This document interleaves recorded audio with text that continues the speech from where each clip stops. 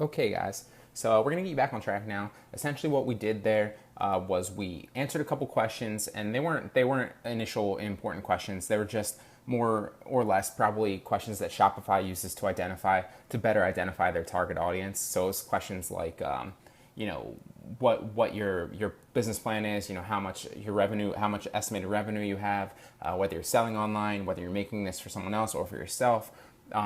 So things like that. It wasn't really that important. But if you're building along with us, then you should have answered all those questions. You also should have filled out all your personal information.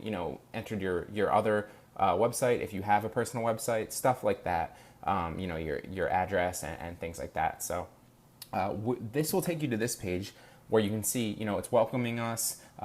You can also identify the importance, and like I said, you can change this later, of really picking a good store name, because what I teach is to eventually down the road, we're going to add a domain here.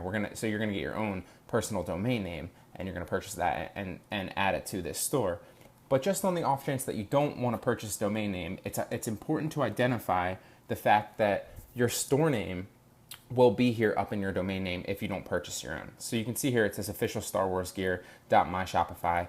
So the benefit of that is if you don't purchase the domain name, it will kind of give you some authenticity, some trust in your customers. They'll be more inclined to purchase from you if they see, a domain name that has something like they're looking for in it. If they're going to, XYTZ123, you get the point, like some random, numbers or letters, it's going to be a shoddy, website that they don't really trust, and there's going to be that extra, speed bump, so to speak, to get you the sale from them. So you're going to want that authenticity. Like I said, I always preach getting a domain name. We'll go over that later in the course, but just for reference right now, it's important just in case you don't, to identify a good store name, but you can switch that later. So don't panic if you did pick a bad one.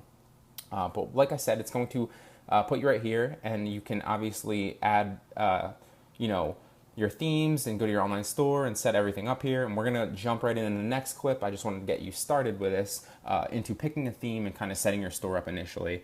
But this is where you should be if you're starting to build with us. So we'll jump right into that one in the next one, and then we'll go from there.